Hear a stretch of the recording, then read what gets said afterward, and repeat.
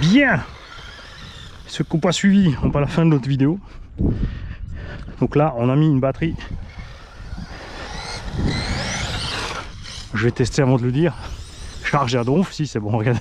Je viens de faire 5 petites minutes avec une batterie en fin de vie. Pour montrer la différence avec la batterie qui a de la patate là. Je vais peut-être intégrer... alors, ce petit essai est intégré avec la vidéo du Slash. Normalement, si je l'ai fait. Et je vais le réintégrer ici. Ça sera fait exprès, je vous le signale. Pour que vous voyez un petit peu la différence.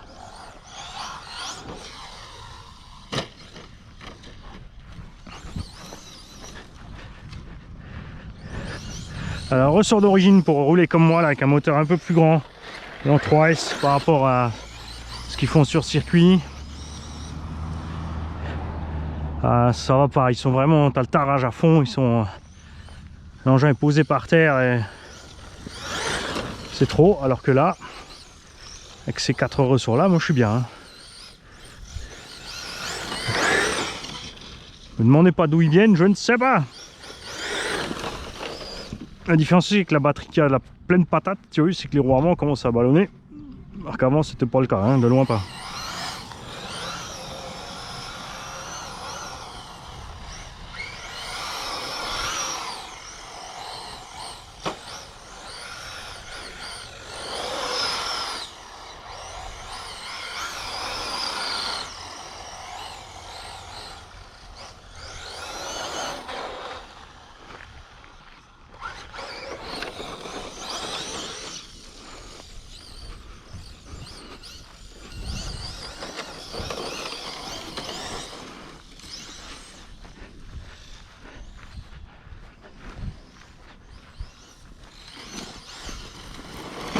C'est marrant quand même, hein. C'est vrai que c'est bien d'avoir plein de véhicules, c'est de se rendre compte nous de la différence un petit peu. Des fois on se dit ouais bon l'Audi c'est overkill pour le loisir quand même. Vu le prix du bétail. Ou le techno. Et même si j'adore toujours autant le Slash, quand tu passes de l'un à l'autre, la différence est flagrante quand même, hein, point de vue pilotage.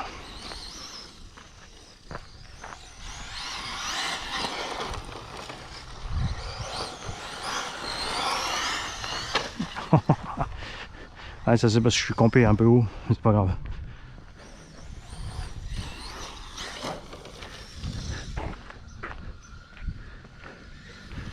Ouais, on garde à l'œil les gitans. C'est pas méchant, hein. J'ai plein de potes gitans, mais là... À ce moment, on a des grosses vagues de vol dans la région.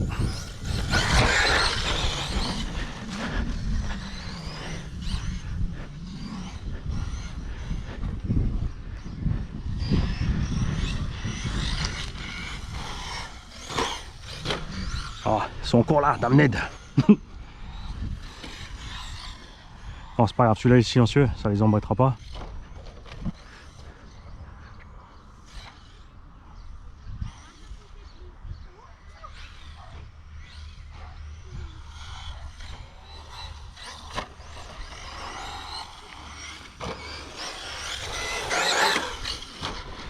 Là aussi, les ressorts un peu plus costauds sont sympas. Je devrais pas taper là, d'un passage à l'autre. Un petit peu quand même. Hein.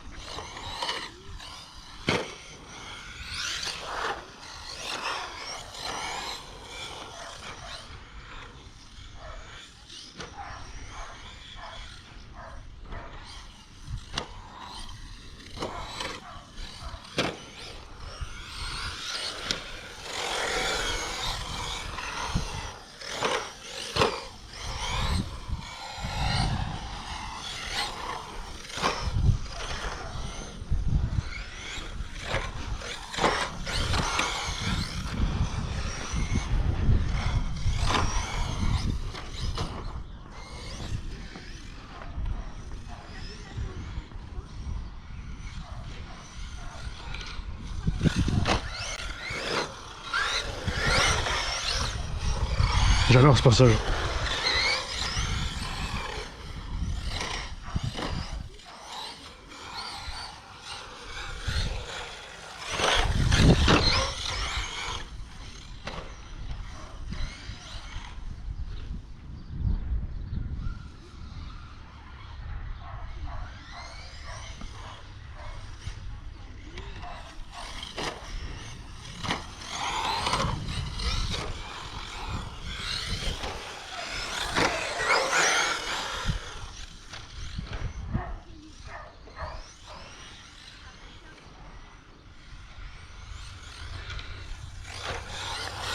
Allez, on va pas les embêter plus longtemps. On va essayer de finir dans le calme. Ah oui, t'as pensé comme moi, hein. Ouais, je suis d'accord. Ouais, l'angle devrait être pas mal par là.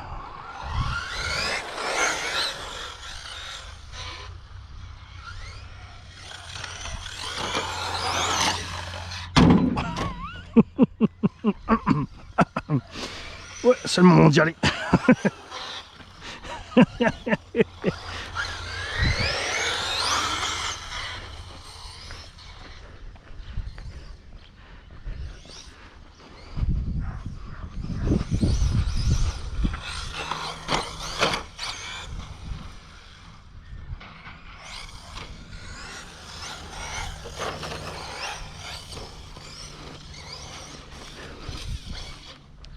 Je me suis fait par une branche, tu crois ça?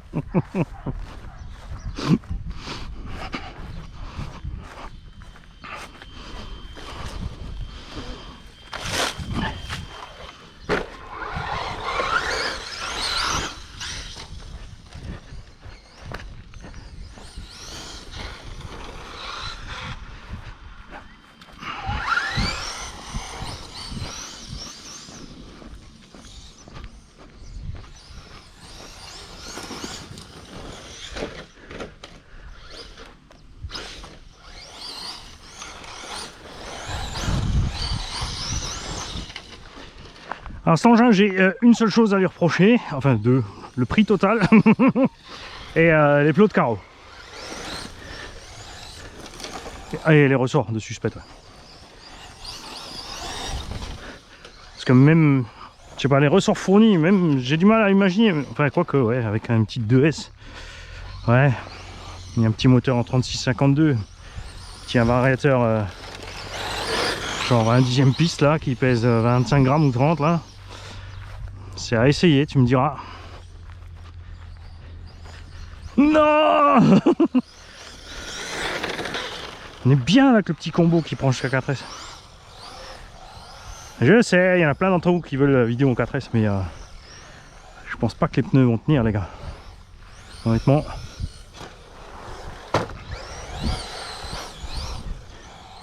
Tiendront pas.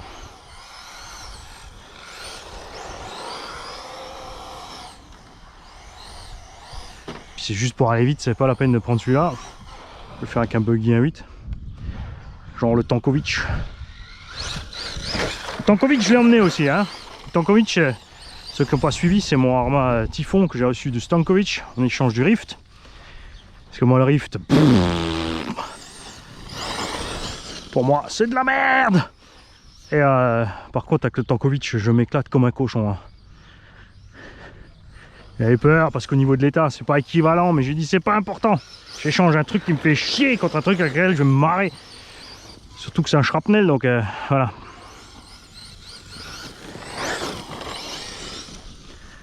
On est bien là avec ce petit combo à 3S avec le Urbo.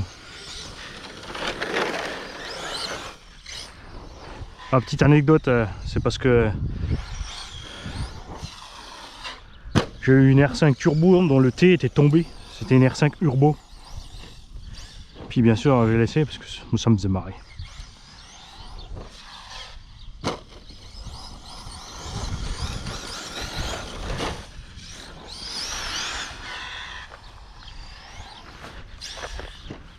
Les pare-chocs aussi pour l'instant ils tiennent. Hein.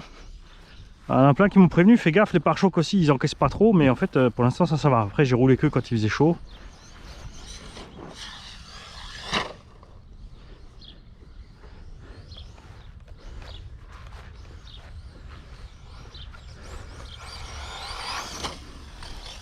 Ouais, je vous entends, hein. Faut refaire un run avec le slash avec une bonne batterie. Et il est à vendre. Le but, c'est pas de le démolir. Non, il tiendra, c'est pas le problème. Mais je vais m'emporter, je le sais.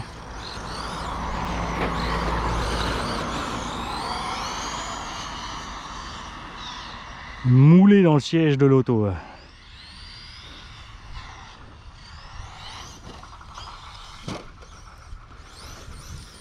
Avec une tête, pas content.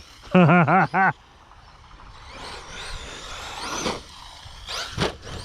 ta faute si t'es pas contente.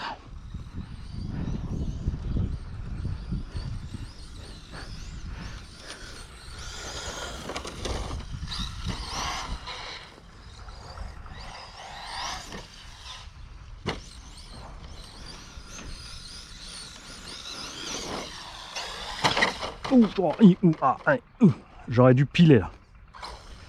Mais j'ai pas le réflexe parce que comme c'est pas une incassable, Amy Design va me tuer.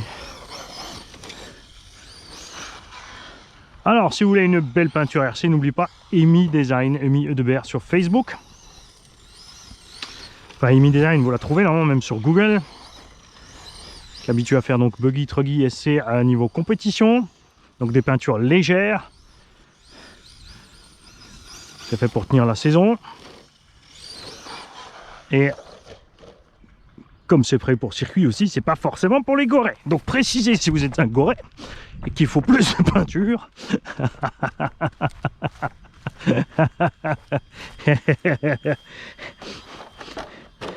Regardez un peu le détail de la mâchoire du requin. Les mecs, regardez. C'est fait entièrement à l'aérographe. Regarde, pas de bavure, pas de halo. Hein, c'est du balèze.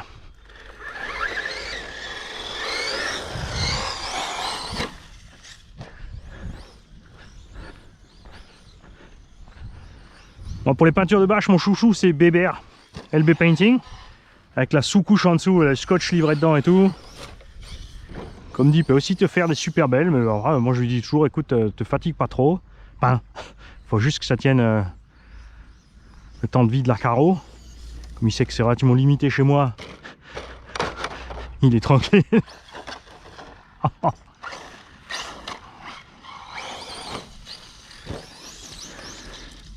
Ouais, si j'ai le temps, je vais encore vous coller une batterie dans le slash.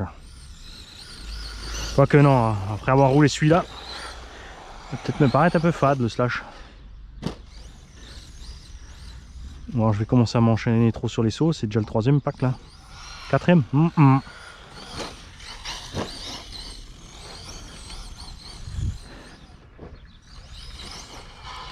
Ouais, non, je sais ce qui va se passer, je vais mettre le slash sur le pump track.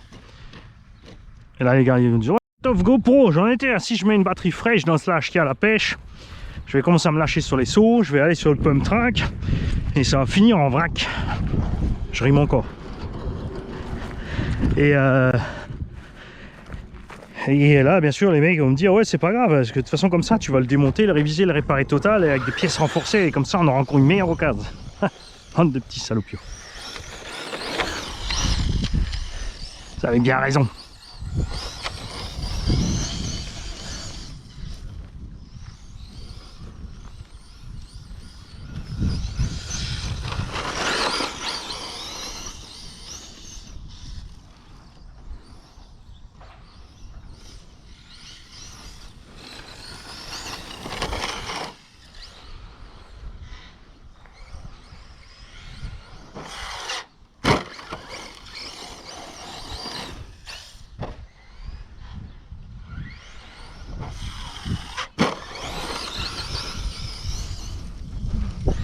Ah, je suis content que mes ressorts. À la limite, vous savez quoi, on va peut-être même essayer encore. Je crois que j'ai mis un petit peu de tarage. On va descendre, on va lâcher un peu de tarage encore. Non, je suis au mini devant. C'est vrai que les ressorts sont méga longs. On va lâcher un peu l'arrière. Qu'il traîne un peu de l'arrière.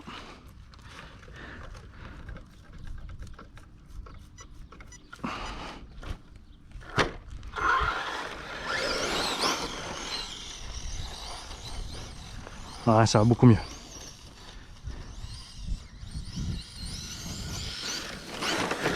Là, je suis à la hauteur de caisse maxi avec les amortos et le débattement. Je suis à la hauteur maxi de la carreau. Pourtant, tu vois qu'il n'est pas vraiment tellement instable que ça. Sauf ce goudron, parce que les pneus s'effondrent. Ouais, tu vois, il y a des gens sympas. Faut pas tous la gueule.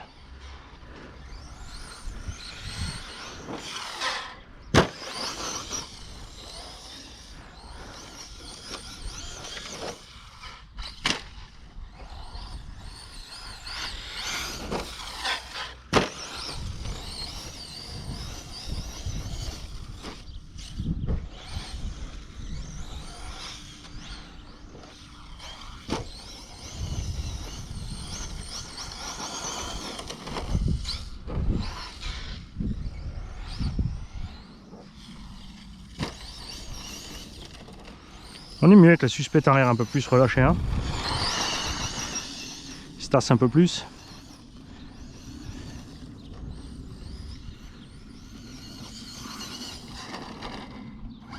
Il s'écrase bien devant aussi, on va faire le petit. Ouais. Moi j'aime ça, tu vois, l'avant, regarde comme il...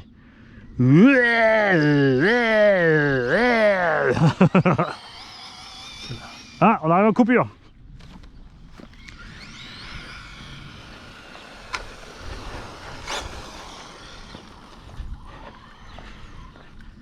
Bon, n'empêche, cette carreau d'origine est quand même solide. Hein. Elle en a déjà mangé et elle est toujours pas cuite. Donc c'est pas mal. Et elle est light, surtout que toutes les découpes. Vous avez vu qu'avec toutes les découpes aussi, la prise au vent est bien moindre. En fait, dès que l'avant monte, l'air prend là-dedans, elle s'appuie là-dessus, l'air s'appuie là, et tout ce qui rentre là-dedans peut sortir au point le plus haut et à l'arrière. Donc ça va bien, forcément ça fragilise, tu vois. On craque ici, parce qu'il n'y a pas d'arceau central sur ces engins, c'est un peu dommage. Peut-être m'atteler à en fabriquer un truc qui va, juste un tube de PVC qui va bien sous le toit, pour éviter ça. On va voir. Alors, moteur, ça va. Je laisserai pas les mains dessus, mais ça va. Vario, doigt dans le nez, hein, c'est le Castle Monster 2.2. Et je me dis bien à la fin, regarde, j'ai mon câble de capteur qui s'est débranché sur un choc. Où est-ce qu'il est passé? Il est là.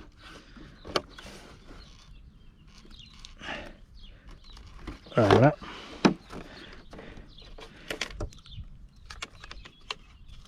Je vais peut-être... Ah non, je suis à fond avec mes réglages de possibilité de back lipo. C'est un peu juste sur le lipo. Hein. On va se pencher sur le back lipo, la fixation, pour faire ça un peu autrement, pour pouvoir rentrer à n'importe quel lipo tranquillement. Et celui-là, vous le verrez encore beaucoup parce que j'adore le rouler, c'est clair. Après, ok, si j'ai un autre projet, peut-être qu'il sera en vente, mais ouais, n'oubliez pas le prix de départ, hein. Le budget, ça pique. Hein. Donc ça sera certainement pas au prix d'un Timasso au cas. Hein. Enfin, je parle de la version RTR, pas les versions complètes. Ciao les gars. Salut les kikis, je viens de tester le Slash qui sera donc à vendre. Et dans la foulée, je vous sors le 10SC T de chez Losi. Vous voyez un peu la différence entre un véhicule loisir et compète, point de vue comportement et roulage. Budget ici, on est aux alentours de 800 €. Entre le châssis, combo, cerveau. On a poussé un peu sur le combo aussi évidemment. Comme le châssis est déjà cher, on a pris le combo qui va avec. Tu vois, on n'est pas plus rapide que le Slash. 2400 kV en 3S.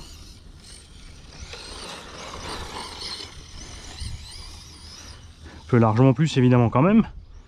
C'était pas le but ici.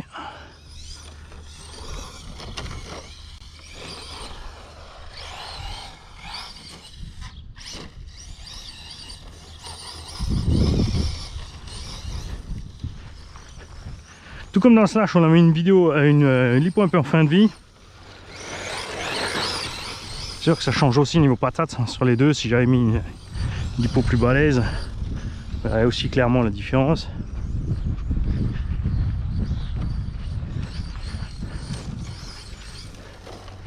Donc ça c'est hyper précis à rouler. Tu veux le placer.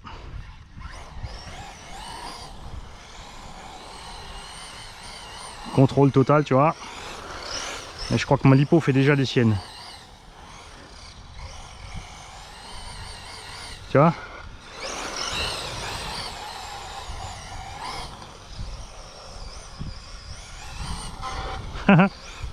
Bon, la lipo est pire que prévu.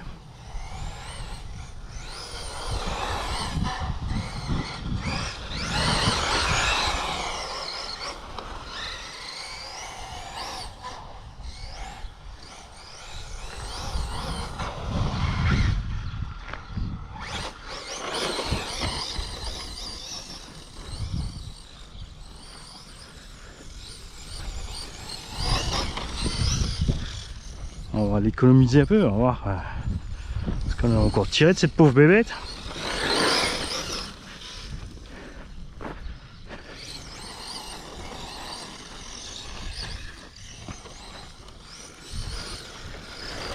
Si j'ai le temps, on vous fera encore la vidéo avec une batterie qui a encore la pleine patate. Vous puissiez vous rendre compte de la différence de pêche, qui va faire facilement 20%. Hein.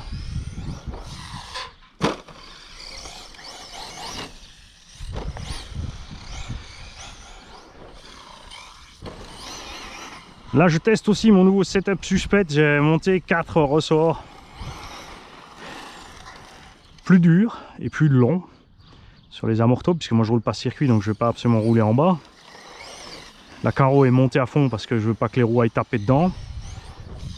Et que ça allait avec le look, je vais te manger.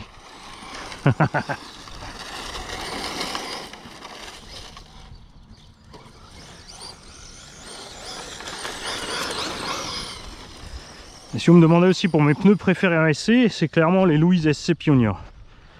En indice là, pour faire un peu du tout chemin. Ils sont légers, ils sont résistants. Parce que les pneus Traxxas sont bons, mais si tu assistes, ils te pètent à la gueule.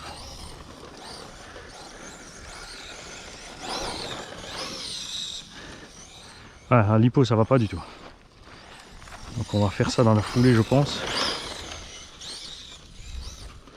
Allez, je vais vous coller cet extrait de vidéo avec le run du Slash et on va faire une jolie vidéo fraîche avec une batterie full power.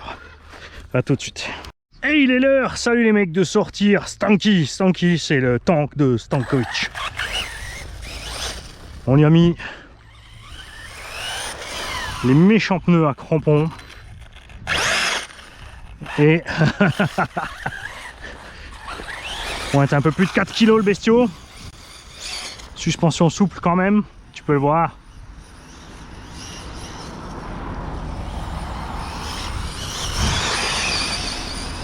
On n'a pas abusé sur la VMAX. J'ai d'autres engins pour aller vite.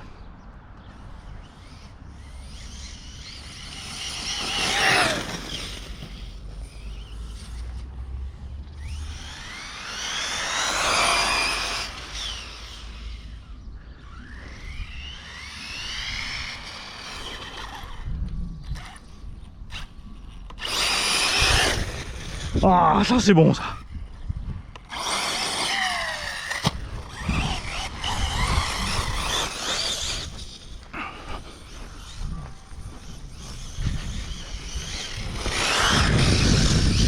Alors, si on me pose la question, quelle est la différence maintenant si tu roules que dans un pré comme ça entre un SC, un 10 en 3S ou un buggy comme le Typhon 3S léger et en 3S, forcément, par rapport à un gros buggy là, que ce soit 4 ou même 6 là maintenant dans ce cas là, en plus avec la cage dessus, c'est ça. Vous avez vu que les SC ici, l'herbe est pas très haute, mais on a des pâquerettes et des trèfles rouges ou roses d'ailleurs, tu vois, qui ralentissaient énormément la méca, enfin le moteur, le châssis, les performances, tout ça, ça galère là-dedans. Châssis frotte, lève la machine, tu perds l'adhérence. Là, les engins lourds, tu vois, no problemo. Et même ceux-là, dès que ça pousse encore un peu plus haut que ça, bah c'est réglé aussi. C'est bon pour passer au truggy. C'est pour ça que beaucoup de gens roulent en truggy, en muggy ou en monster. Après, un monster indice passe aussi ici, ça c'est le truc. Ce qu'il y a, c'est que dans le temps, un Monster 1.10 c'était beaucoup moins cher qu'un Buggy 1.8. Là, c'est à se poser des questions. On a quand même des Buggy 1.8 Obao RTR en 4S. 320-350 € en ce moment encore, là même si les prix grimpent.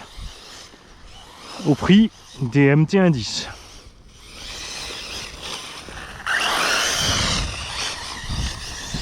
Au prix de certains MT taille entre, on a quand même aussi des gros MT. Un Coralie qui a fait le skater.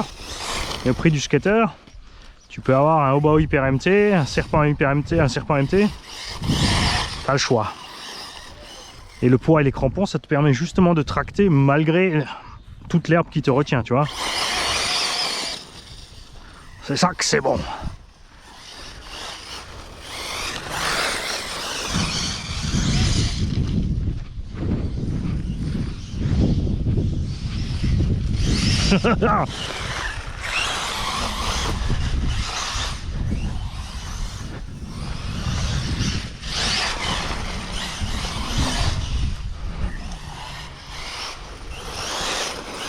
Et tu vois, les huiles dures, elles ne rendent pas du tout non maniables. Hein.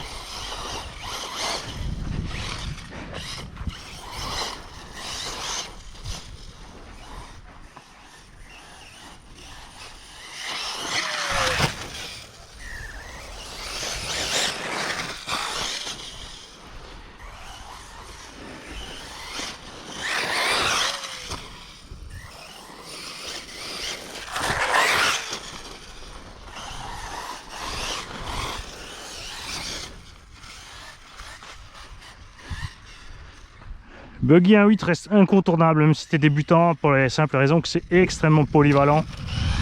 Je suis avec des roues qui sont adaptées au goudron, tu vois, sur le goudron, en changeant 3-4 réglages sur la machine avec un coup de tournevis. Tu serres un peu des BTR dans les triangles pour le forcer à rester en bas. Et ça se passe déjà bien. Avec les crampons, t'es bien dans l'herbe comme ça. Hein. Si tu mets des petits picots, t'es bien dans le sable et sur les circuits. Il est léger. 4S suffit évidemment large. Mais 6 c'est bien. Il y a de la caillasse dans les jantes, t'as vu ça?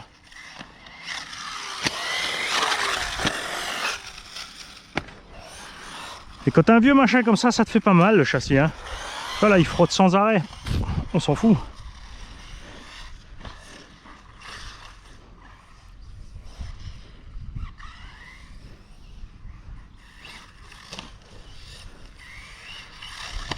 Mais il est vraiment temps que les constructeurs là, pour le loisir nous fassent tous des transmis fermés au centre. Hein.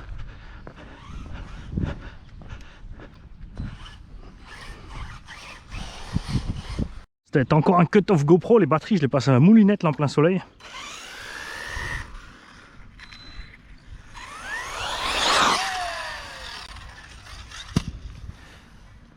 Ah, c'est débranché. Alors les sauts, tu vois, plus t'es haut, plus c'est facile d'atterrir plat. Après t'as vu, l'arrivée est violente quand même. On va checker dedans ce qui s'est passé exactement. Batterie est branchée. Ventilo tourne. Ou pas. C'est marrant, t'as vu, il tournait, et là il tourne plus. Oh, je crois que mon ventilo... Ah,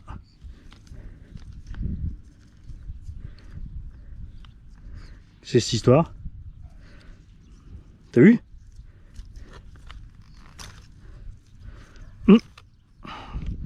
Je crois que c'est une soudure.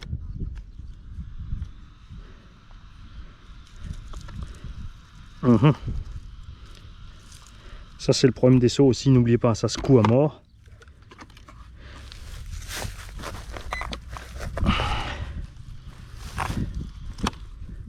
Alors là, on va écarter les cosses.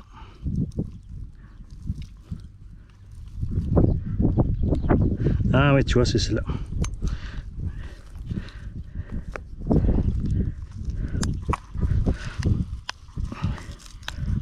Voilà.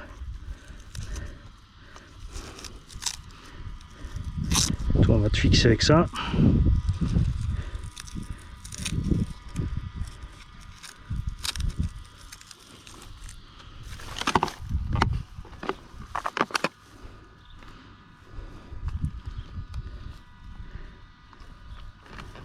Ok.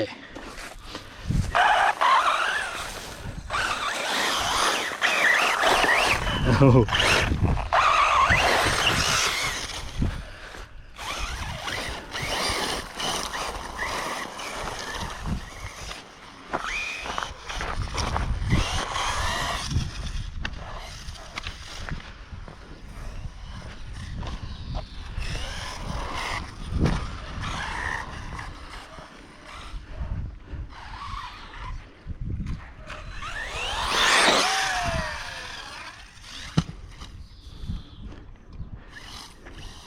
C'est bon, la cause elle tient.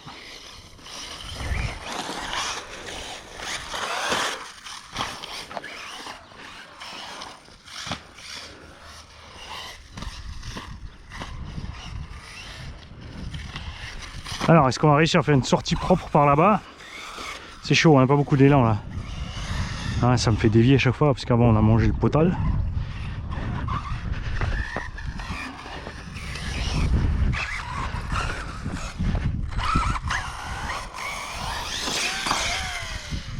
Non, ça nous gêne. Tout.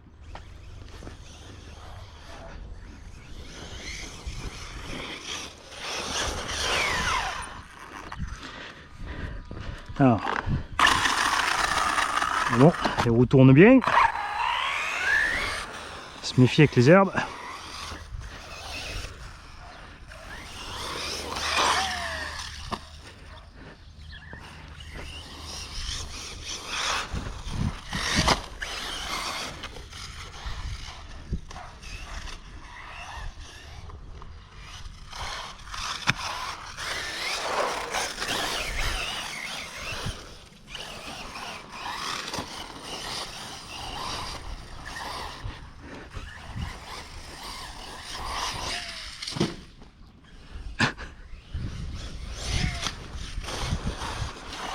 L'avantage aussi des buggy, c'est les bras plus courts.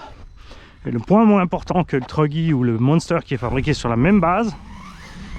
Moins de stress pour les diffs. Et les bras de suspect, ils ont moins d'effet de levier dessus. Hein.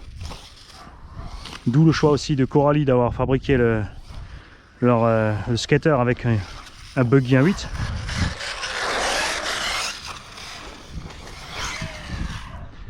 Ça permet de limiter la fragilité et de dire qu'ils ont inventé un nouveau truc plus solide.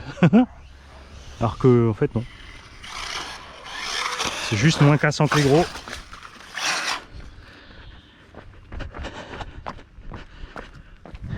Sur la preuve est simple, hein. De toutes les marques, tous les Muggy souffrent le plus. Tous les Truggy avec les grosses roues là, avec une transmission directe dessus sans réduction, ils ont tous, à un moment ou à un autre, un souci de transmis.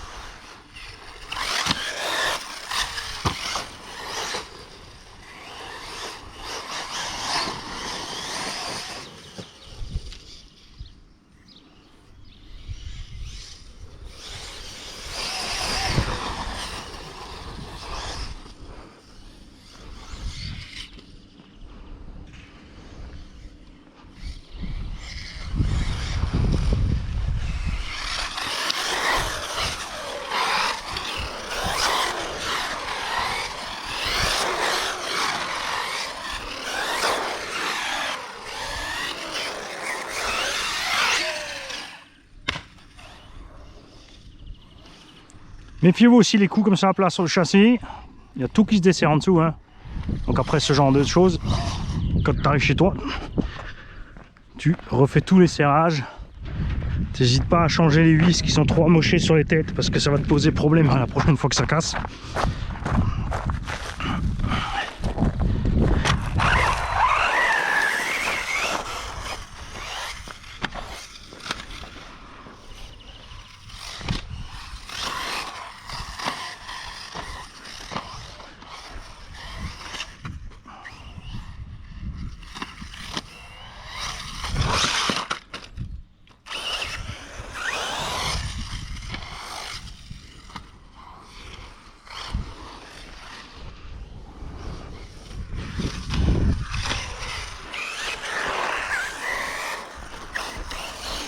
Allez, on va s'y retourner vers le véhicule. Patrick ne va pas tarder à plier à ce rythme-là. Enfin là, sur le pump track, on consomme pas grand-chose, mais les petites lignes droites avant un donf là.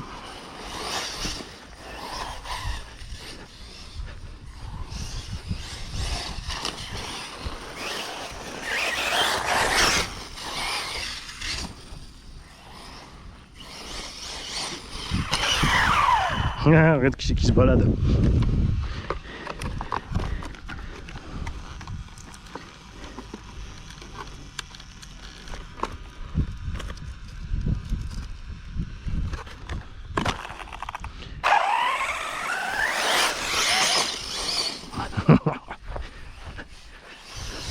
Passer la journée à faire ça. On va y valdinguer les pâquerettes.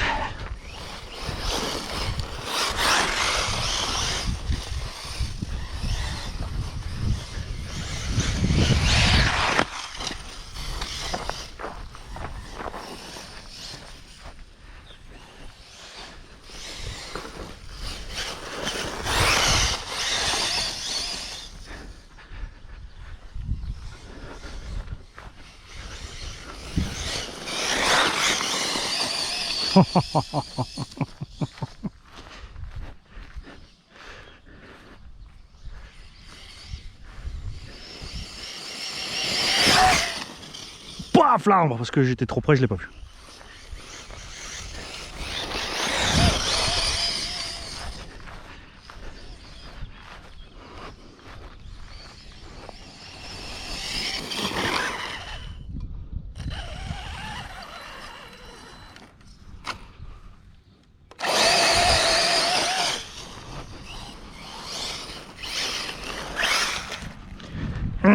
Évidemment que la cage au-dessus ça reste plus vite. Enfin, la cage avec crampon est suspecte relativement. Voilà. On est assez taré sur les ressorts avec le poids total dessus. Alors devant, à cause du surpoids, j'ai mis, parce que c'était un Typhon V4 ça, j'ai mis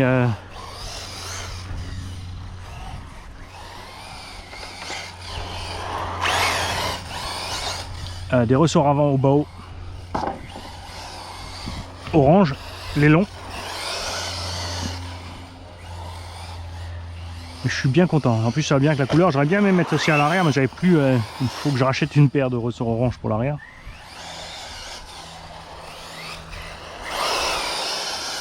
Oh, quoique, je vais sûrement les démonter du Hyperstar parce que je vais mettre les ressorts gris là-bas. Je le veux un peu plus souple le Star. Oh.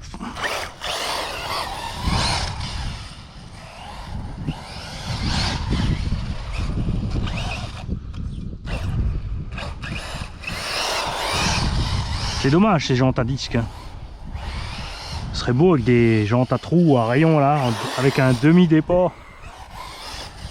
Juste pour le look de la jante, pas spécialement pour élargir l'engin. Je l'ai laissé étroit exprès, j'aurais pu mettre des élargisseurs, mais c'est pas ce que je voulais. Le but c'est que ça reste facilement maniable.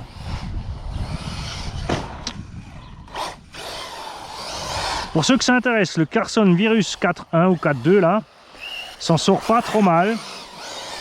Alors pas pour faire du gros bâche le Goret, mais allez jeter un coup d'œil. Ça vaut, je crois, selon les promos, 320-350 €. C'est un RTR en 4S. Il a justement cette cage dessus, des roues un peu plus, enfin, je sais pas si elles sont plus grandes mais plus larges. Pour lui donner un look un peu de mini truggy, un peu comme le Kakapi truggy, mais on a le bac à batterie, la protection de transmission complète, c'est les mêmes que chez Hobbytech, hein, ça sort de la même usine. le train avant, l'échappe, les portes fusées, tout ça, c'est tout la même gamme. Alors je sais pas si niveau plastique ils ont d'autres mélanges, mais je veux dire, allez voir les pièces détachées entre Obitech et Carson. Et on va comparer prochainement aussi par rapport à FS, FTX et Riley. Ce train avant, ça a quand même d'étranges similitudes. Bon, entre Carson et Obitech, c'est sûr, il n'y a juste pas écrit Obitech dans les triangles de Carson. Mais c'est tout pareil. Hein. Train avant, train arrière. C'est juste le châssis qui change. Boîte radio. Carson, du coup, a un cache complet sur la transmise, qui est franchement sympa pour le loisir.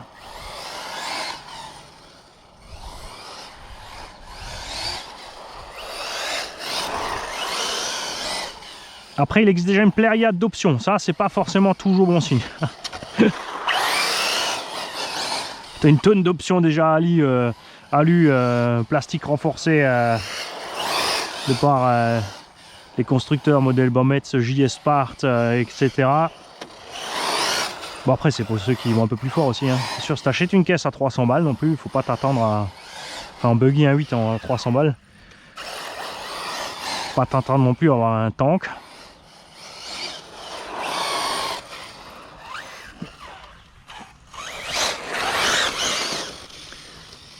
Ah voilà, on est en coupure, mais je me demande si je vais pas le prendre ce Spectre pour faire un essai réaliste, hein, puisqu'on a une chaîne allemande qui est un peu comme notre Oracle.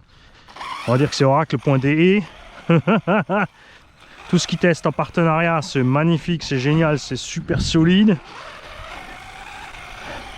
Hein, comme les pros du pot Banggood d'AliExpress là.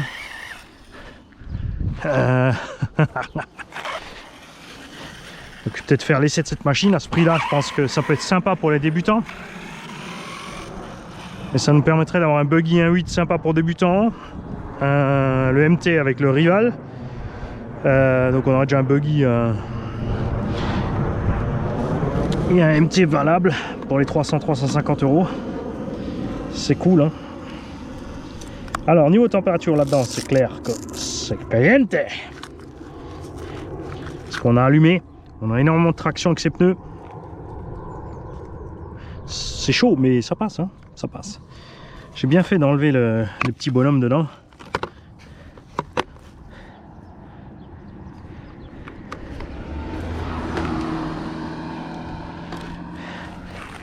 Stanko, hey, je sais, je l'ai déjà dit plein de fois, mais franchement, merci. Je sais que tu t'es inquiet, mais non. Tu vois, je m'éclate comme un cochon avec cette machine. Pas à discuter, moi j'ai fait une affaire qui me convient. Salut à tout le monde, aujourd'hui nous allons refaire un tour de Slash 4x4. Le prix de ces engins est élevé, mais ça reste une valeur sûre, extrêmement malléable. Sont sur le marché depuis longtemps, on trouve des pièces à gogo, des pièces des optionneurs et tout. Et on va parler ici de cette machine qui va être à vendre. On fera une vidéo de vente, vous excitez pas maintenant. Cet engin est full option. On a donc le châssis LCG, les pare-chocs Traxxas parce qu'ils sont bons, ils sont perso je trouve bien plus beaux que les RPM. On a les amortos GTR Traxxas, coupé et fixé par Rilsan déjà dessus. On a les 4 CVD Traxxas dessus. On a les biellettes renforcées avant Traxxas. On a les portes fusées et les fusées avant et arrière alu Traxxas. On a 4 bras de suspension RPM, parce qu'à l'époque où on avait préparé cette machine, Traxxas ne faisait pas encore ces nouveaux bras renforcés. Donc maintenant les nouveaux bras renforcés sont si solides que ça, mais voire plus. Donc on est tranquille de ce niveau-là. On a un servo 20 kg, pignon métal, radiateur, ventilo et moteur. Corne de servo alu. Suspension réglée bien souple et tranquille. On a le petit bras de pare-choc devant qui est cassé, mais ça ne dérange pas. La carreau qui est en excellent état. Il y a aussi l'option pour mettre n'importe quel lipo, tu vois, l'option rehaussée. Donc tu peux mettre une 3S hardcase là-dedans sans problème. C'est donc le VXL 3S déjà 4 pôles. Je rappelle que le 4 pôles a tout simplement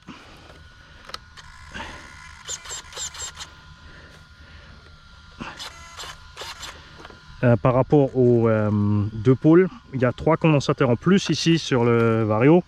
À l'heure actuelle, vous ne trouverez plus de 9 avec un 2 pôles. Hein.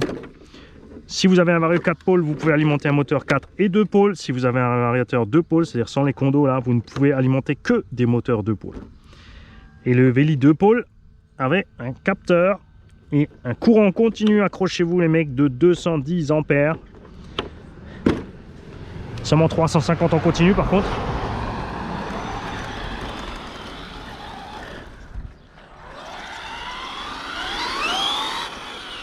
Wow, TSM à fond. Donc en plus il a déjà le TSM. Ah, ça marche mieux sans le TSM. Il a le petit pignon de 13, tu vois, c'est pas exagéré. On est plus lent que le VS Buggy d'avant. Mais ça suffit large en 3S et ça permet une bonne autonomie sans une chauffe exagérée. Hein. Pas oublier que ces petits engins quand même, avec la carreau, prennent beaucoup d'air. On a quand même 2,8 à 3 kg. À trimballer, tout ça avec un petit moteur de 36-52, alors que dans les buggy, tu vois, on met du 40-68 ou 42-68.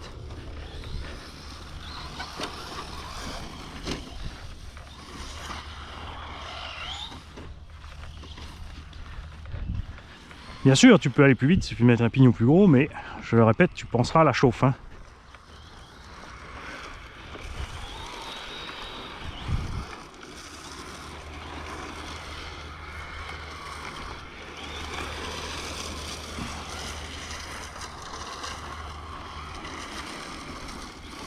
Moi j'aime pas le TSM sur les 4x4, j'aime justement faire moi-même mon contre-braquage, tu vois là.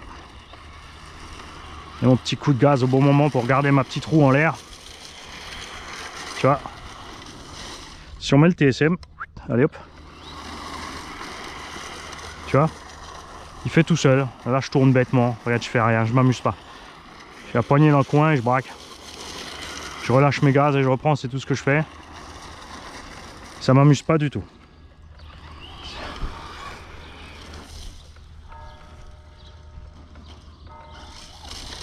Alors, dans la même veine des engins, nous avons évidemment le Timasso Pro 4 SC10,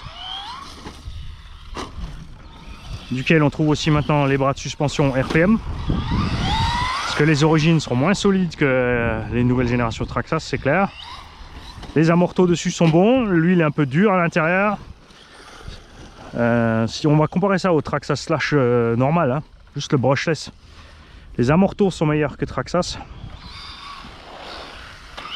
Les cardans sont bons aussi. Les pneus sont un peu moins bons.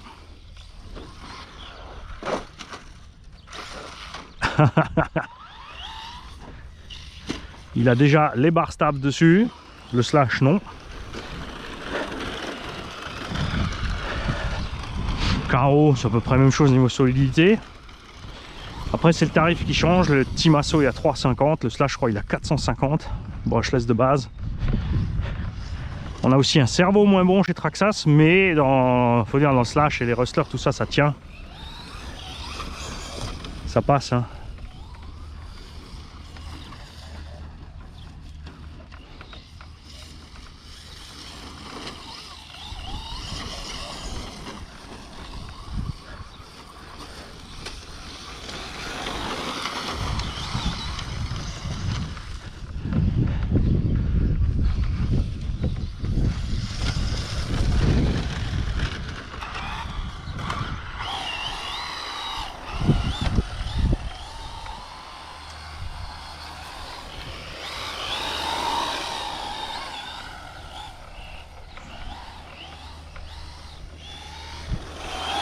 C'est là que les pneus Traxxas excellent.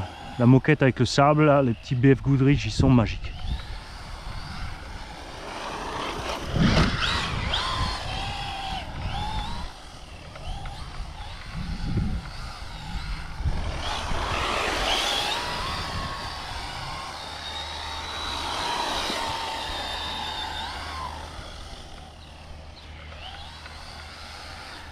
Tant que vous restez aussi sur les petits trous de SC, les carnans d'origine en plastique, que ce soit sur le Pro 4 ou sur le Slash, tiennent super bien. Le Pro 4, il y a des options en ferraille aussi, il faut savoir. Non, en ferraille, cardan ferraille dispo. Donc je monte sur toute la gamme, sur le Rival MT aussi évidemment, sur la MT10. chez Arrma. Il y a le Senton qui souffre néanmoins en ce moment. On a remarqué une espèce de dégradation de la qualité du slipper. On a plein de gens qui m'ont écrit qui ont cassé la noix d'entraînement à l'intérieur du slipper.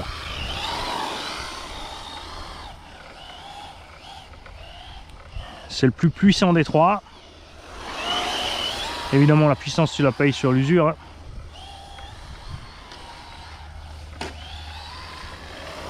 Un petit souci de direction aussi. Pas très grave, des cailloux qui rentrent, ça bloque la direction. Si tu mets un cerveau plus bas, c'est réglé. Il faut juste faire gaffe à mettre un sauve-cerveau avec les bonnes dents ou de prendre un cerveau en 23. Parce que grâce à Spectrum, ils sont descendus en 23 pour bien faire chier tout le monde parce que le 23, c'est pas courant. Genre, tu es obligé de prendre un cerveau Spectrum ou des cerveaux chers, Sanva et compagnie. Les cardans Arrma sont plus solides que chez les deux concurrents, par contre, les cardans d'origine. Et pas d'option métal dispo.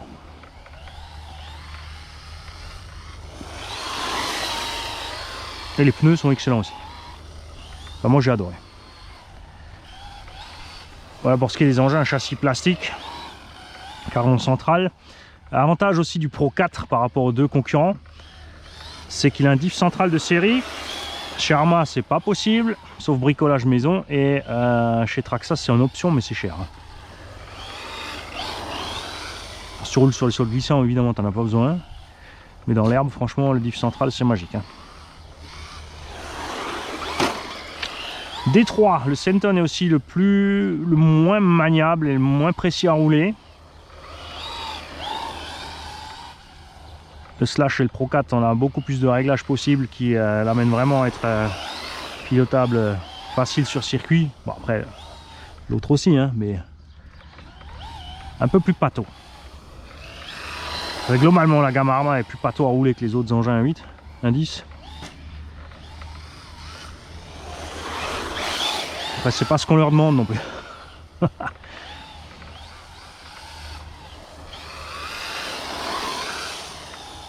Voilà, c'est le pied. Alors on a mis une vieille Fluréon dedans, 35C, tu vois. On est resté accéléré. Là ça mouline, ça avance pas vite mais ça mouline. Résultat, regarde, on a chauffé et on est déjà arrivé au cut-off. Hein.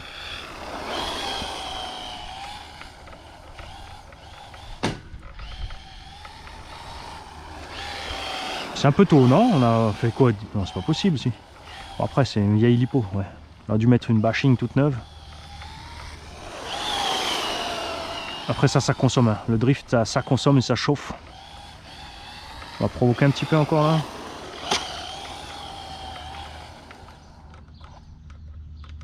Ah bah voilà, arrêt total. On va aller checker à l'intérieur de la bête. Comment que ça se passe.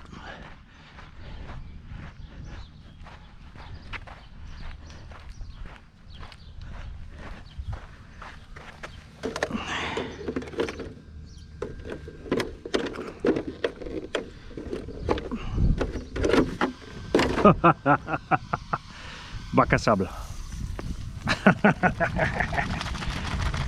Ça aussi c'est un peu ça peut vous arriver sur tous, hein, que ce soit le Slash, le Pro 4 ou le Arrma, le petit Masso Arrma, c'est que les petits grains de sable comme ça peuvent rentrer dans la transmise. Là ça le fait à merveille. Tiens, d'ailleurs il a un arbre central Techno RC, j'ai oublié de préciser ça encore.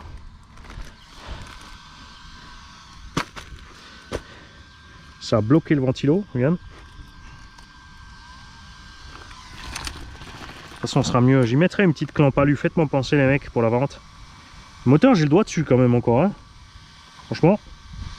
Vario aussi. Cerveau risque rien. Bon.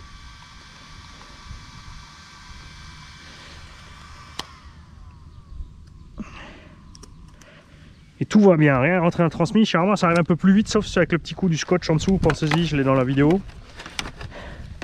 Sur le petit Masso, j'ai pas eu de problème.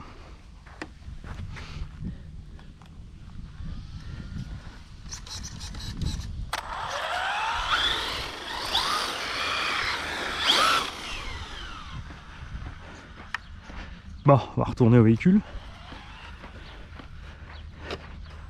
Faites gaffe quand vous faites ça maintenant, comme là, hein, tu vois, j'ai rallumé. C'est que je vais tirer dans la lipo. Hein. Mais on sent il n'y a plus de patates, hein, vraiment en coupure, c'était pas la tempe.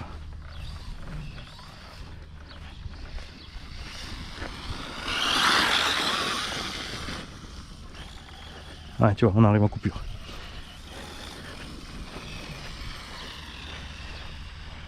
Voilà, donc je vous ferai la vidéo pour la vente de cette machine. C'est juste cette fois, je vous préviens, ça, pour être dans les starting blocks. Pour que vous ayez une petite idée quand même. Des fois les gens me disent ouais, machin pour le prix. Regardez ce que coûte un Slash Ultimate 9. Rajoutez-y encore quelques options là. Et vous verrez le prix total, vous allez vous faire peur. Quand je vous dis qu'ils exagèrent totalement chez Traxxas. On est au prix ici d'un engin de compète en kit, plus un combo à capteur et tout ce que tu veux. En fait, en neuf, là, on arrive à 600-700 € et des brouettes, c'est du délire quand même. C'est pour ça que je suis plus pour le Pro 4. Même si j'aime le Slash, vous le savez, ça reste un chouchou. On l'aime. Autre engin avec châssis plastique comme ça, il y a Vécar qui en faisait un rebadgé chez plusieurs autres vendeurs européens. Pas terrible, hein. Faible débattement de suspension, pas super solide. Après on attaque les châssis alu au Bao 10 SC, moins solide que ça, plus axé circuit roulé cool, même si on a des vidéos où on a quand même bien rossé. Au Bao a le problème des marques un peu moins répandues façon américaine, c'est que il y a moins d'options de la part des constructeurs annexes. J'aimerais bien que quelqu'un nous refasse des triangles. Enfin, les triangles, ça va. Ces triangles ont tenu, c'est les porte-fusées. Sur le Bao un peu plus solide. 2-3 options comme ça. Après, ils ont eux-mêmes des options déjà alu, carbone, machin pour l'équiper vraiment circuit compète 2S. Si c'est pour rouler comme ça, évidemment, ça fait large le taf. C'est quand on va y aller plus fort avec les engins qu'on fera la différence entre le Senton, le Slash et le Pro 4, parce que le Senton, point de vue solidité, il sera devant. Après, on aura le Traxxas et ensuite le Team Asso. Si on ajoute le Bao, il sera en quatrième sur la file, comme dit, quand on va se lancer à faire les cochons. Tout simplement. Donc à vous de voir ce que vous voulez faire avec vos voitures. C'est à vous de savoir quand vous achetez le véhicule. C'est ça le plus important.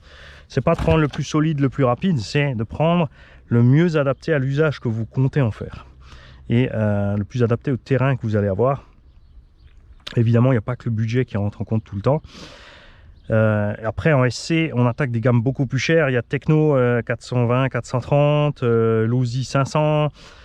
C'est sûr que c'est super solide. C'est pas plus solide finalement que du lot loisir, là, le Arma en SC. Mais par contre, c'est le double du prix. Après, à conduire, c'est sûr, ce sont des crèmes. Le Arma étant déjà très grossier à rouler par rapport à déjà rien qu'à ça. Juste que vous ayez un petit overview de ce qui me vient à l'esprit là pendant qu'on roule. Les mecs, je vous souhaite une belle journée et à très vite sur la vidéo de vente. Salut les kiki, il est temps de tester le VS2 qu'on a préparé donc pour un de nos abos. Seule chose que j'ai pas encore fait, c'est mettre les vis dans les amortos devant pour les empêcher de se déclipser en cas de retournement et de glissade en arrière. Pas très grave, on va y aller mollo. La terre est dure quand même.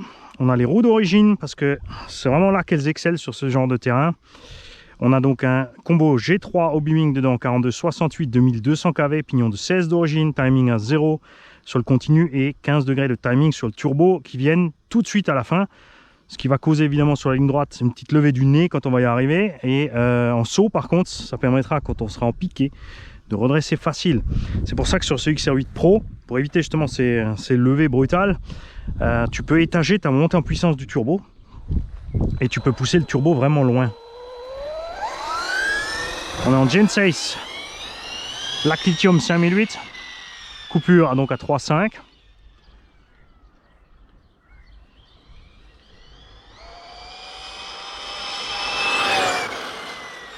Et franchement, on sort la vitesse d'un moteur de 74 en 2002 avec un pignon de 18. Hein.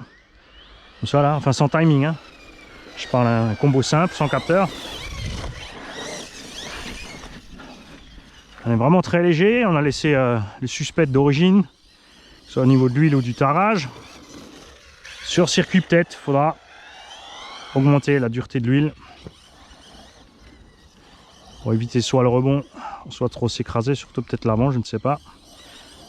Cet engin va rouler sur un circuit qui a un mix moquette et sable. Et en extérieur, c'est pour ça qu'on a fait des réglages un peu mixtes aussi. Huile de diff avant 40, centre 60. Tu vois, tu perds rien en maniabilité puisque tu peux faire partir le tulle. Tu vois, donc ça n'empêchera pas du tout de prendre des virages serrés et de repartir aussi sec. Regarde, juste avec un joli drift.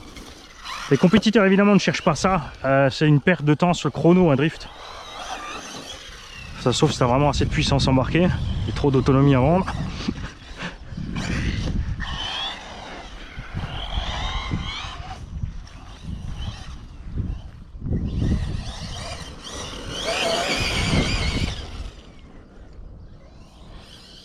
Là, je vais te provoquer le turbo là, rien.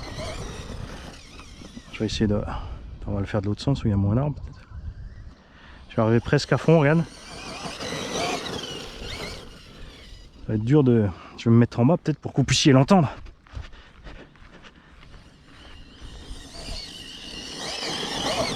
Tu vois, je suis arrivé juste en bout de gâchette là pour jouer. Ça c'est de la triche, une branche. Tu vois, au moment où tu arrives à fond, t'as le moteur il s'emballe vraiment, c'est sympa.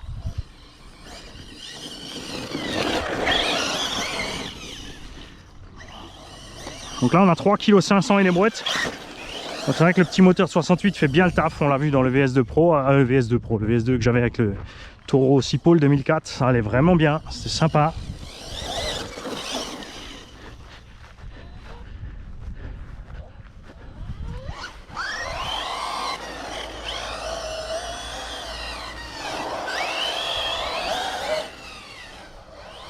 Voilà, moquette et sable, regarde. Où est-ce que c'est pas maniable, regarde.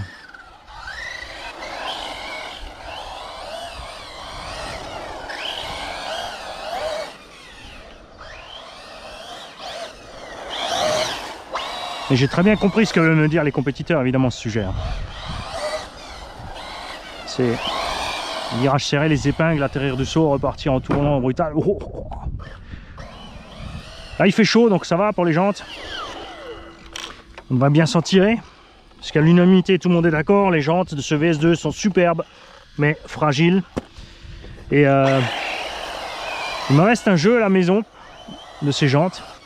Je vais les bouillir pour voir, et évidemment on va en parler à Obao.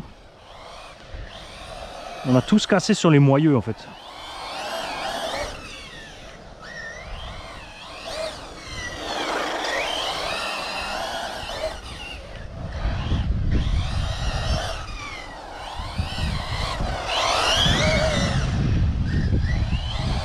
Oh, tu vas pas nous faire tout laisser ici? Bah si, moi je m'amuse hein.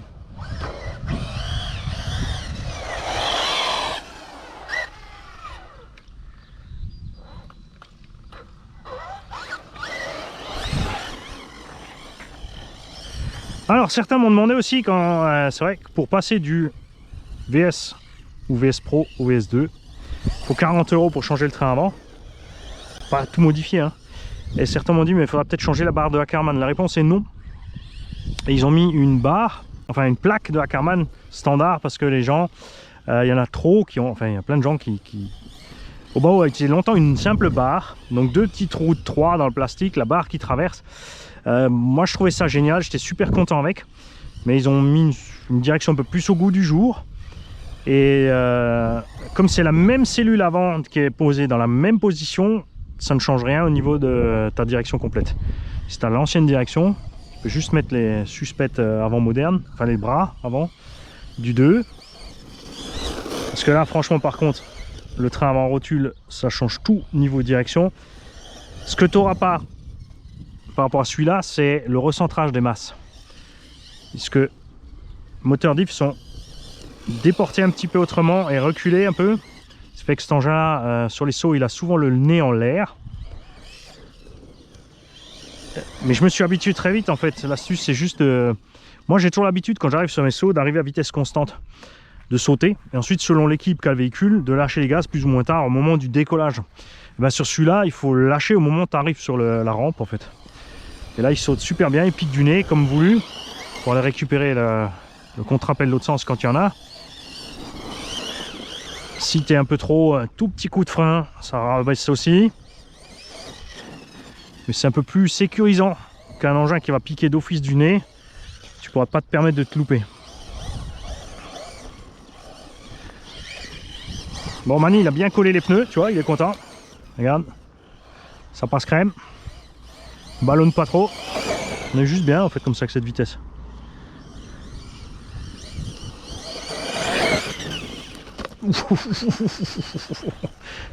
Alors là, si vous voulez savoir ce que j'ai fait, c'est que quand j'ai vu que c'était trop tard pour l'arbre, j'ai pilé et j'ai lâché le frein au dernier moment pour qu'il puisse remonter du nez et pas s'engouffrer en plein freinage dans l'arbre.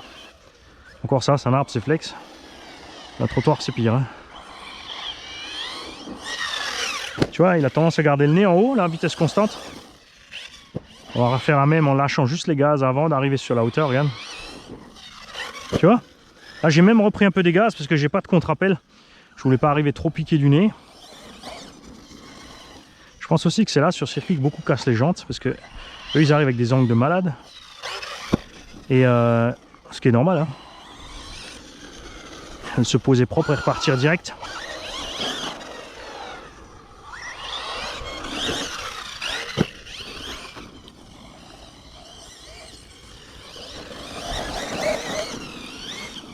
Là, on a vraiment le terrain idéal pour ces pneus. Une pelouse bien sèche et poussiéreuse.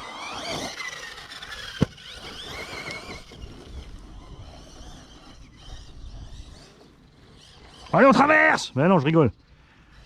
Pas à fond sur le goudron, c'est pas mon châssis, dit.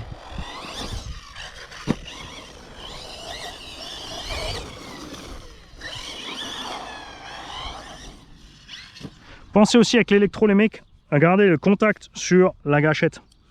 Vous accélérez un peu, vous continuez, vous relâchez, pareil, tendrement. Le freinage, c'est pareil, tu touches ton frein, tu freines. J'en vois beaucoup qui commencent, qui sont toujours trop brutales à gaz, tac, tac, tac, tac, et encore pire sur les freins. Parce que quand ils freinent, pour eux, c'est d'office, il faut pousser. Alors que non, tu ne freines pas à fond, tu touches un peu le frein, le véhicule ralentit, ça suffit. Regarde, je te fais la démo. Là, c'était un petit millimètre sur le frein, tu vois. On va en mettre 2. Et ensuite, on enfonce, tu vois. Tu touches ton frein et tu vas chercher le reste. Et là, tu t'arrêtes propre. Regarde. Et tu repars pareil, tu lâches ton frein. Doucement, tu reprends tes gaz. Ça sert à rien d'arracher les gaz. Et la direction, c'est pire, hein. Combien on en entend sur les vidéos faire ça. Ça, et toujours ça. Il freine, il gaze, il freine, il freine. Et ça met des chocs dans la transmission. Ça bouffe du jus pour rien. Tu perds le contrôle du véhicule. Alors que si tu restes en toucher continu, regarde. J'accélère, je relâche un peu. Tu vois, je relâche. Je lâche pas tout, je relâche. Et je reprends. Regarde ça. Et tu vois, regarde. Me dis pas que c'est pas maniable là du coup.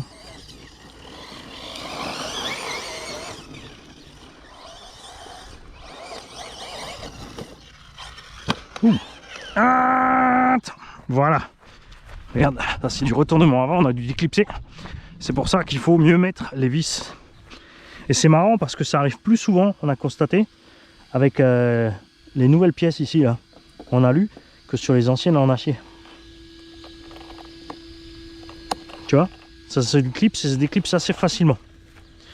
Donc mettez absolument la petite vis et la rondelle qui va bien là-devant. Pensez à mettre une vis très courte, hein, 3 par 6.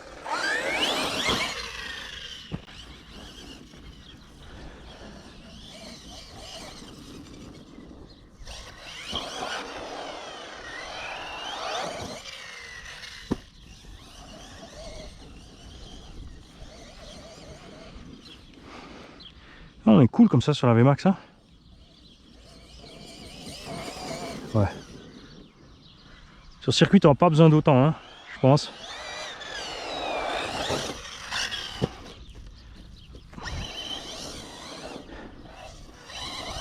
L'avantage en l'air, ça va être la vitesse de rotation pour l'assiette par contre.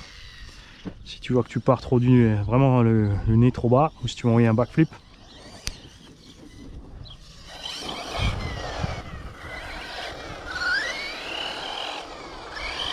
Regarde comme il est maniable. que tu vas le chercher avec les fesses, regarde. Tu vois, il commence à sous-virer, et au moment où il sous-vire, tu as le cul qui part, avec l'huile de diff centrale plus dure. Ce qui te permet de récupérer ton manque de maniabilité dû à l'huile de diff avant plus dure.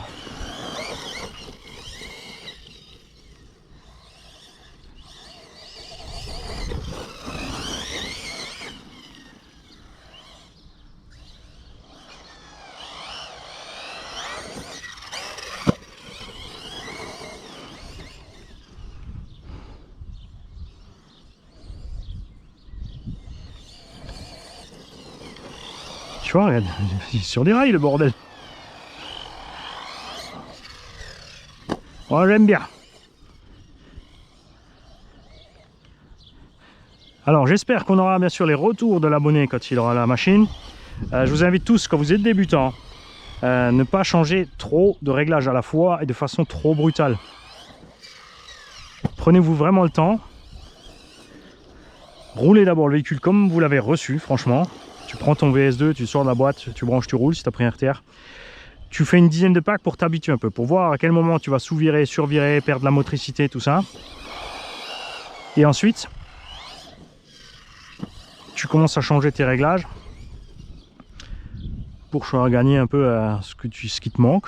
Donc si tu sous-vires, de faire ce qu'il faut pour sous-virer moins. Il y a deux manières toujours, hein. Si tu sous-vires, tu peux régler ça sur l'avant ou augmenter le survirage. Ce que moi je préfère. Et comme dit les compétiteurs, ils n'ont pas le temps, ils sont chrono. Ils n'ont pas le temps de s'amuser à faire un beau drift autour de l'arbre comme ça pour repartir, tu vois. Ou dans le virage sur le circuit, alors que nous, c'est sûr que nous, c'est exactement ce qui nous éclate.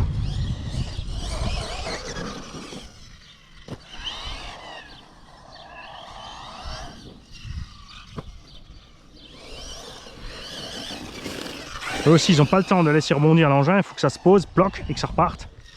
Alors que nous, tu vois, on le laisse rebondir, on part après.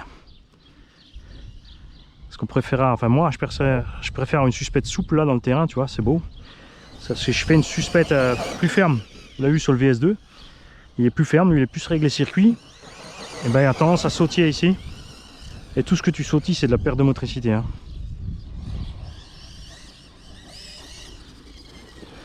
Parce que dans le tout-terrain échelle, plus c'est défoncé, plus les suspettes sont souples, plus ça glisse, plus les huiles de diff sont raides, plus les diffs sont durs en fait.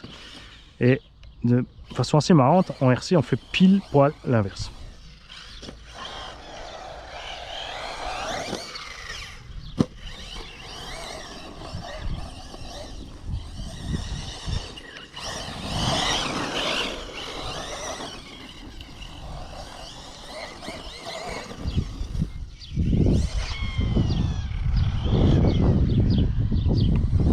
Ah, on arrive en coupure. Alors, on va checker l'intérieur, le dessous et l'état des jantes surtout. C'est pas les sauts là, je pense, c'est les impacts là, les erreurs de pilotage fatales. Alors, déjà on en est à combien de temps? Un petit quart d'heure, tu vois, pas de mystère, hein, 4 et 5000 à cette allure, c'est normal. C'est ce que je vous ai fait avec le skater aussi, que beaucoup ne voulaient pas comprendre. On a des très grandes distances, on est pieds dedans, ça consomme un max. Alors, les jantes, tout va bien, les collages, ça va bien. Un tout petit coin là, peut-être on va en remettre une couche pour être sûr. Tu vois, les jantes, elles sont vraiment hyper souples sur les moyeux là. Tout va bien, c'est cool. Aileron, support d'aileron, nickel. On n'a pas fait de traces sur tourelle et machin malgré les retournements. Parce que c'est quand même du matos de bonne qualité. Et regarde maintenant le châssis. On a envoyé sur le goudron et on a atterri de l'autre côté, il y a de la caillasse. Regarde le traitement de châssis, comme il est de bonne qualité. Ça, c'est l'impact avant sur le goudron. Tu vois, on n'a rien de plus.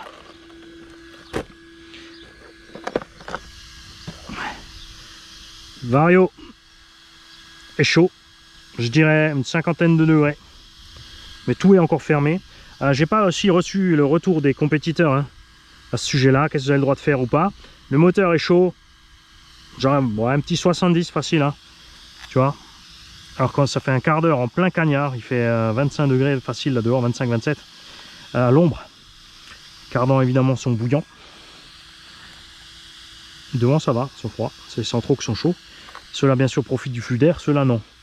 Donc les compétiteurs que vous avez le droit de faire comme aération dans vos carreaux, ouverture, parce que là c'est prévu, hein, comme dit tu peux ouvrir à droite à gauche. Je ne l'ai pas coupé parce que comme il va rouler sur circuit, je ne sais pas ce qu'il aura le droit de faire. Donc voilà. On attend de vos news les gars de la compète. Parce que par curiosité tout simplement, on partage avec vous ce que les conneries qu'on fait en loisir. On aimerait aussi bien que les compétiteurs partagent avec nous ce que eux ils font sur le circuit et pourquoi. Ce qui leur plaît, se taper les chronos et toujours le même tour dans le même sens pendant 10 ans sur le même circuit. Et voilà, on veut tout savoir les kikis dans le partage et la bonne humeur. Donc abonné, je compte sur toi pour avoir des retours. Quels sont les réglages que tu vas changer, pourquoi, est-ce que tu es à l'aise, que tu seras à l'aise quand tu l'auras, tu nous fais comme dit une dizaine de packs, tu nous diras ce qui te manque, ce qui va bien. N'hésite pas à filmer un peu le circuit aussi, partager toutes tes impressions sur l'évolution ensuite des réglages et ce que tu ressens par rapport à l'évolution du réglage. On va dire si tu remets de l'huile un peu plus souple au centre ou à l'avant parce que tu es plus souvent sur le circuit dehors finalement parce que tu t'éclates avec les autres. Si tu mets ça, je pense que tu vas le faire. Par contre, c'est l'huile plus dure dans les amortos sur le circuit. Et voilà, enfin, quand tu changes un réglage, n'hésite pas à nous partager les